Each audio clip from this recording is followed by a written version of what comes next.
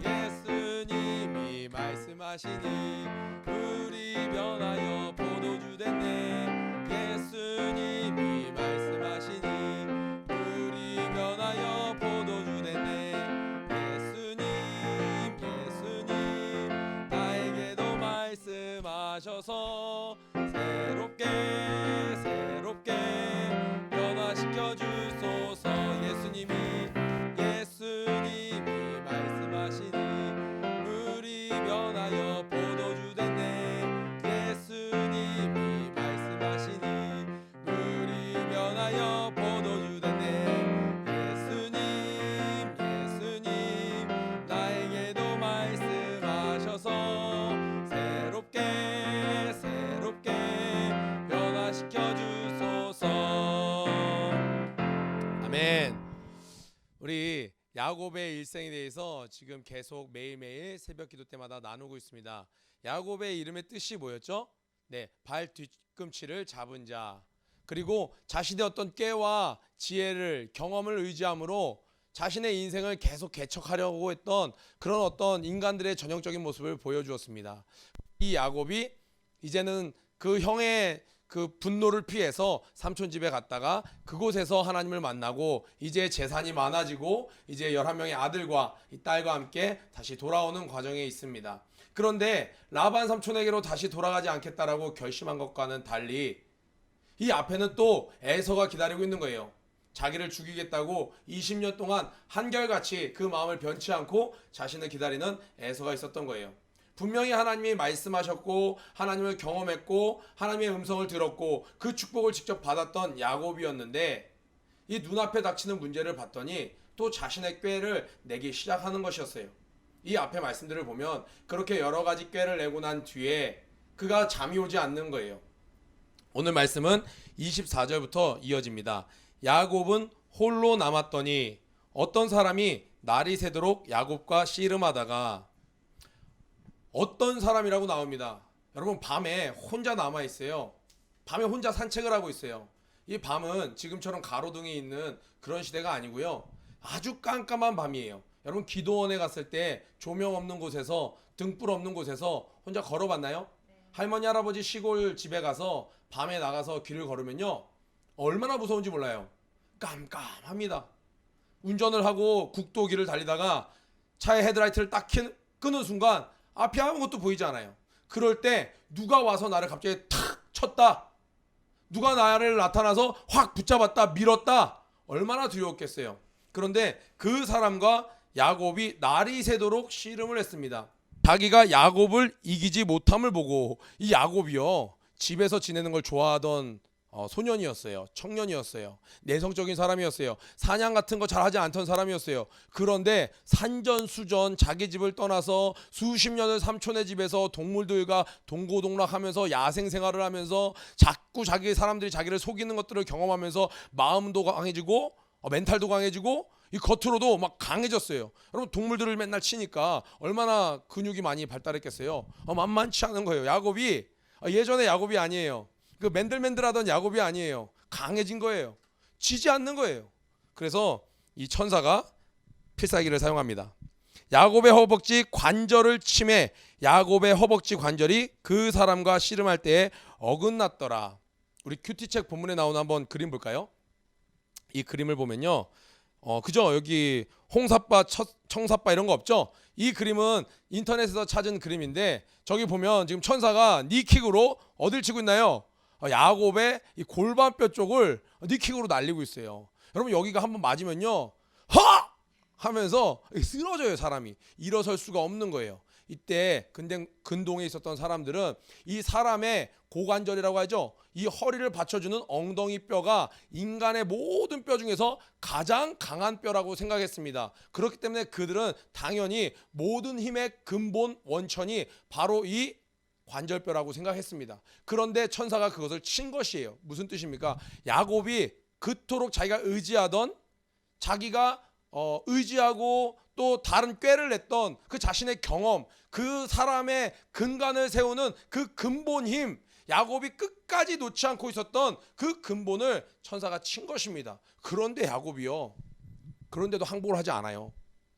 성경을 보세요. 누가 이겼다 졌다가 나오지 않아요. 천사가 마지막에 이긴 것이라고 해줍니다. 야곱이 저렇게 지금 사진에서 보다시피 골반이 나가는데도 천사를 놓고 질질질질 하면서도 천사를 붙잡고 있는 거예요. 뭐라고 얘기하냐? 그가 이르되 천사가 얘기합니다. 날이 새려하니 나로 가게 하라. 야곱이 대답하는 거예요. 당신이 내게 축복하지 아니하면 가게 하지 아니하겠나이다. 여러분 놀랍지 않아요? 무슨 축복을 바란 걸까요? 야곱은 지금 물질에 부족함이 없어요. 형에게 선물을 보내는데 550마리의 가축을 보낼 정도로 물질은 엄청나게 쌓았습니다. 연애도 성공했어요. 자기 눈에 꽂힌 자기에게 아름다운 라헬과 결혼했습니다. 또 그와 더불어 또 다른 아내와 2명의 첩까지 얻었어요. 아들이 11명이었습니다. 그리고 딸이 있었어요. 이후에 아들은 하나가 더해집니다. 그런데 부족함이 없는 이 야곱이 도대체 무슨 축복을 바라는 것일까요? 축복은요, 큰 자가 작은 자에게 하는 것입니다. 아버지가 아들에게 하는 것이요. 나아가서 이때 당시 신앙에서 하나님이 신이 인간에게 하는 것이었어요. 처음에 깜깜한 어둠 가운데 갑자기 누가 찾아서 자기를 팍 붙잡았을 때는 혹시 라반 삼촌이 보낸 첩자가 아닐까? 뒤통수를 치려고 보낸 것이 아닐까? 혹은 형 에서가 보낸 그런 첩자가 아닐까? 나의 목을 암살자가 아닐까? 너무 두려워서 팍 씨름하다가 야곱은 알아버린 거예요. 지금 나와 붙잡고 있는 이 자는 사람이 아니다. 나보다 큰 자다. 나를 축복할 수 있는 자다. 물질의 축복을 구하는 것이 아니에요. 이전까지는 자신이 이런저런 꾀로 삶을 꾸려갈 수 있었어요. 그런데 에서라는 문제 앞에, 죽음이라는 문제 앞에, 입시라는 문제 앞에, 경제적인 것이라는 문제 앞에, 건강이라는 문제 앞에, 관계라는 문제 앞에, 코로나라는 문제 앞에 더 이상 내 꾀로는 나아갈 수 없구나. 문제는 바로 나였구나를 깨달은 거예요. 더 이상 에서 때문에 내가 위험한 것이 아니고 에서가 나의 삶의 가장 큰 걸림돌이 아니라 나의 인생의 가장 큰 문제는 걸림돌은 바로 자신이라는 것을 깨달은 것이었어요. 야곱은요, 성경에서 유일하게 사닥다리 위에서는 하나님을 만난 자입니다. 천사들이 오르락내리락 하는 것을 봤어요. 하나님의 음성을 들었어요. 하나님께서 삼촌이 10번이나 조건을 변경하면서까지 자기에게 사기치려고 했는데 하나님이 동물의 유전자 법칙을 초월해서 자신의 재산을 늘려가는 축복하시는 모습을 경험했어요. 여러분 모습 같지 않나요? 이초성 목사님께서 귀신을 내어 쫓는 모습을 우린 영상으로 봐요. 하나님을 부인하지 않아요. 우리 학생들 만나면요, 하나님 살아계신 거 믿어요. 때때로 그 어린 순수한 마음 가운데 하나님의 음성을 듣기도 합니다. 때때로는 목사가 듣지 못했던 하나님의 음성도 듣고 꿈도 꾸고 막 이야기를 해요. 그런데 문제는 평일날 토요일 주일 은혜 엄청 받고 월요일이 되면 세상에 있는 에서를 보고 학교에 있는 에서를 보고 진로 앞에 있는 에서를 보고 또 타협을 하는 거예요. 자신의 꾀를 내세우는 거예요. 자신을 의지하는 거예요. 문제는 하나님에게 있는 것이 아니었어요. 문제는 에서에게 있는 것이 아니었어요. 문제는 그렇게도 나를 만나주고 말씀하시는 그 하나님, 여러 가지 사인으로 나를 인도해 주셨음에도 불구하고 그 하나님을 온전히 믿지 못하는 자신에게 있다라는 것을 깨달았어요. 그래서 그에게 구합니다. 나를 축복하소서. 야곱은 삼촌에게만 사기친 것이 아니었어요. 형에게만 사기친 것이 아니었어요. 하나님에게도 사기친 것입니다. 하나님에게 내가 내게 복을 주시면, 목숨만 살려주시면 이러이러하겠습니다 라고 이야기했는데도 온전히 당신만 따르겠습니다, 당신의 종이 되겠습니다, 베델에서 단을 쌓았음에도 불구하고 시마다 때마다 자신을 더 의지합니다. 하나님을 믿지 않는 것이 가장 큰 죄라고 하셨습니다. 때때로 거짓말하는 거 우리 친구들 조금 게으를 수 있어요. 약속을 어길 수도 있어요. 물론 이것도 중요합니다. 그러나 가장 큰 죄는 하나님을 믿지 않는 것입니다. 하나님을 믿지 않기 때문에 우리가 회개하지 않는 것이고, 회개하지 않기 때문에 죄가 남아있음으로 인해 하늘나라를 갈 수 없는 것입니다. 회개하지 않는 이유가 뭡니까? 고백하지 않는 이유가 무엇입니까? 순종하지 않는 이유가 무엇입니까? 헌신하지 않는 이유가 무엇입니까? 물질을 심지 않는 이유가 무엇입니까? 하나님께 올인하지 않는 이유가 무엇입니까? 왜요? 믿지 않기 때문입니다. 야곱은 이 시대를 살아가는 우리와 비교한다면 표현할 수 없을 정도로, 비교할 수 없을 정도로 많은 은혜를 받은 자입니다. 서두에 말씀드렸던 것처럼 하나님을 직접 봤고 그의 음성을 들었고 그가 행하시는 일들을 자신의 눈으로 목도했습니다. 자신의 후손 때가 아니라 자신이 20년 종살이를 하는 동안 하나님이 나와 함께 하시는 것을 실제로 봤고 경험한 자입니다. 그런데 야곱은 어떻게 했습니까? 그런 하나님을 100% 신뢰하지 못하고 여전히 하나님을 사기치는 모습을 볼 수 있습니다. 이것이 때때로 보여지는 저와 여러분 가운데 발견되는 야곱의 모습이 아닐까요? 우리 학생들 정말 어려운 일 생기면 이번 한 번만 하나님이 저와 함께 해주시면, 이 문제만 해결해 주시면, 저 이거 왕따 당하는 것만 해결해 주시면, 저 이거 중요한 자격증 시험만 통과하게 해주시면 하나님께 헌신하겠습니다. 주님 뜻대로 살겠습니다. 아니 하나님이 기뻐하지 않는 이 담배 끊는 거 끊어버리겠습니다. 하나님 이 영상 중독된 거 끊어버리겠습니다. 그런데 하나님께서 그 문제를 해결해 주시고 심지어 예배 가운데 위로해 주시고 말씀을 주시고 약속을 주시고 축복해 주셨는데도 불구하고 월요일 화요일 수요일이 되면 어떤 모습으로 살아갔나요? 내 뜻대로 연약함대로 살아가는 것, 그것이 하나님께 사기치는 것입니다. 야곱이 이 구약 성경에만 있는 것이 아니라 지금 저와 여러분 안에도 이 야곱은 여전히 있습니다. 그런데 놀라운 건 여러분 아까 그런 표현 자체가 너무 무섭지 않나요? 하나님께 사기친 자. 야곱이 하나님께 사기쳤는데 하나님은 천사의 모습으로 또 야곱을 찾아오셨어요. 너 이대로 가면 안 돼.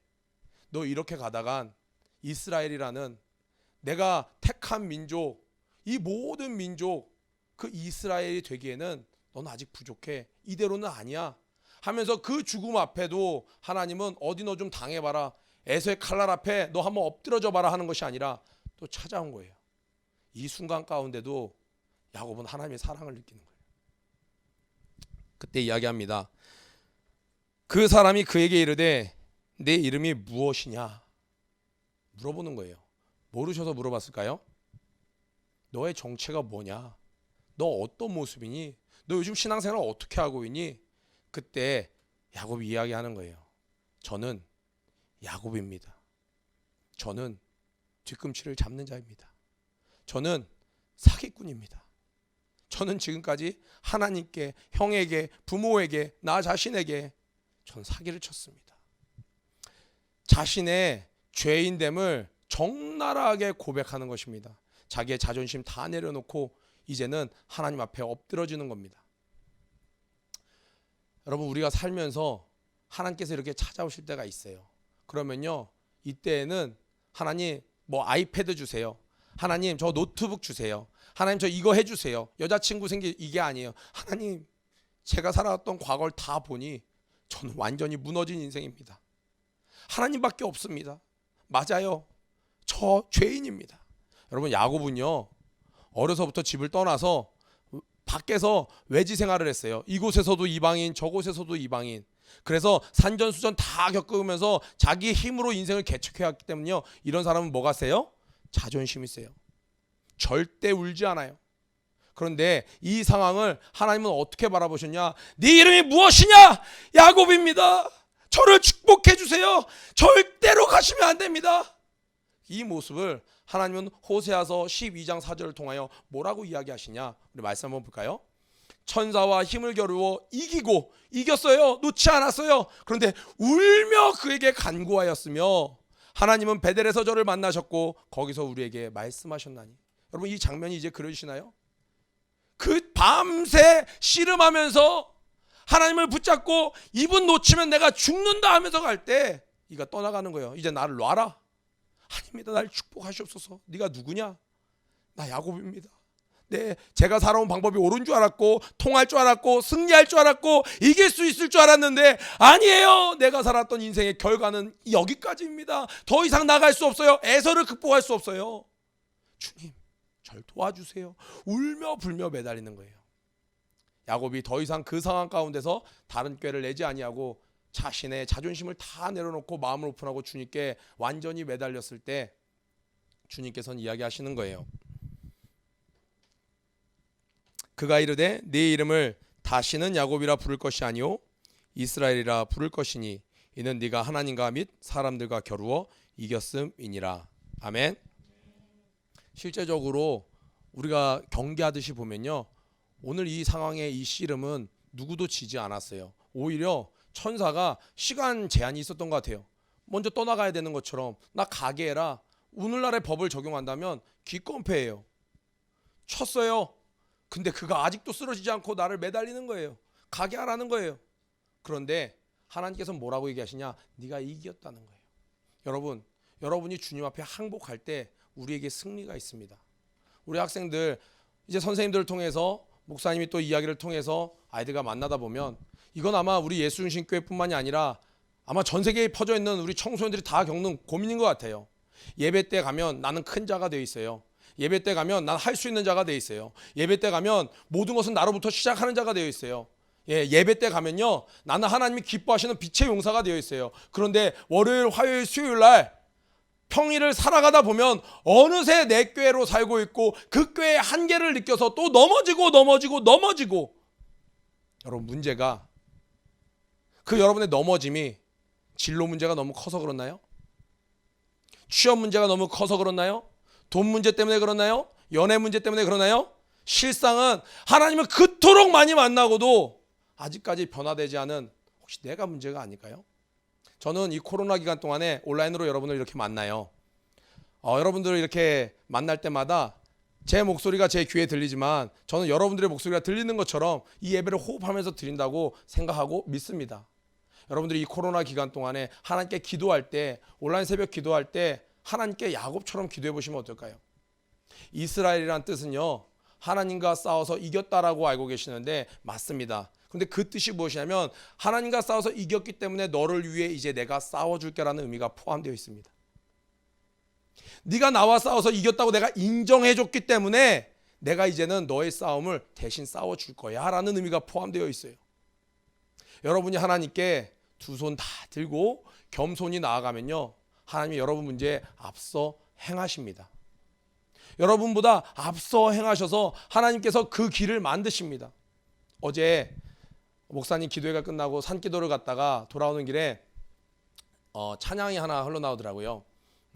주 앞서가며 길을 만드시네. 그 찬양 가사가 귀에 확 들어오는 거예요. 주님께서 앞서가셔서 길을 만드는 거예요. 그렇다면 우리는요, 길이 안 보이는 것으로 두려워할 필요는 전혀 없다라는 거예요.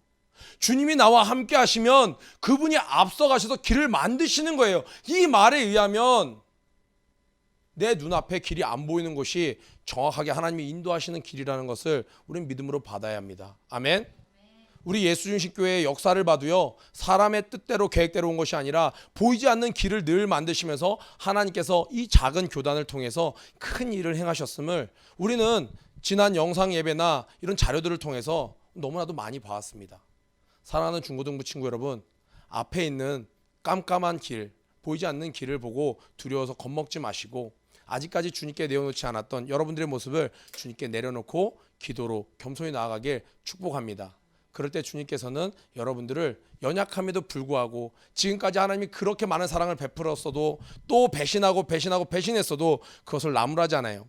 제가 새벽 기도할 때 그런 이야기 한 적이 있어요. 제가 보니까 믿음의 조상 중에 가장 실수를 많이 한 자가 야곱 같은데 한 번도 하나님이 야곱을 혼내지 않으세요. 오늘도 보세요. 그냥 오세요. 물어보세요.